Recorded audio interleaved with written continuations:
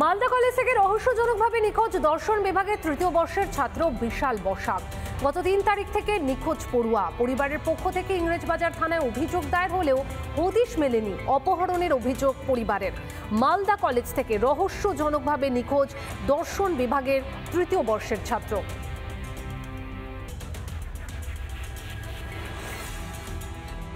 ৩ তারিখ আছে ভর্তির জন্য। এবার ৩ তারিখ ভর্তির জন্য আসে, তো এবার ৩ তারিখ ভর্তি টাকা দিয়ে পাঠালাম। 11:30টার সময় বাড়ি থেকে বের হলো। তারপরে কলেজ এসে এবার 2টোর সময় ফোন করে বন্ধুরাই, তারপর থেকে ফোন সুইচ অফ, আর পাওয়া যাচ্ছে না।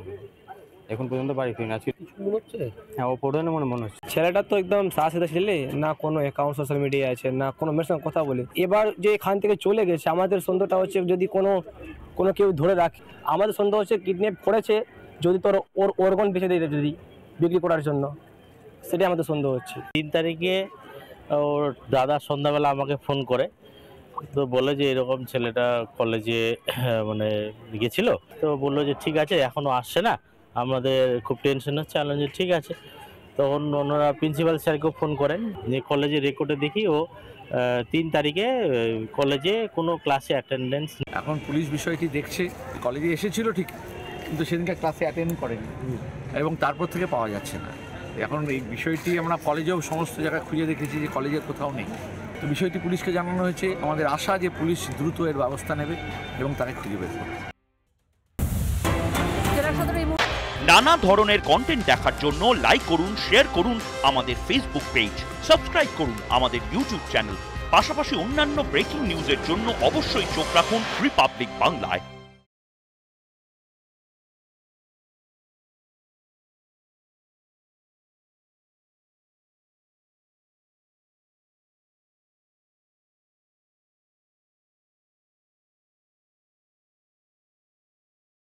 নানা ধরনের কন্টেন্ট দেখার জন্য লাইক করুন, শেয়ার করুন আমাদের ফেসবুক পেজ, সাবস্ক্রাইব করুন আমাদের ইউটিউব চ্যানেল। পাশাপাশি অন্যান্য ব্রেকিং নিউজের জন্য অবশ্যই চোখ রাখুন রিপাবলিক বাংলায়।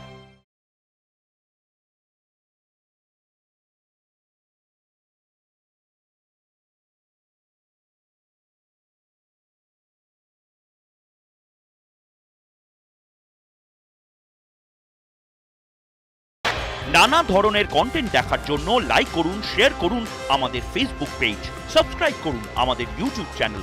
পাশাপাশি অন্যান্য ব্রেকিং নিউজের জন্য অবশ্যই চোখ রাখুন রিপাবলিক বাংলায়।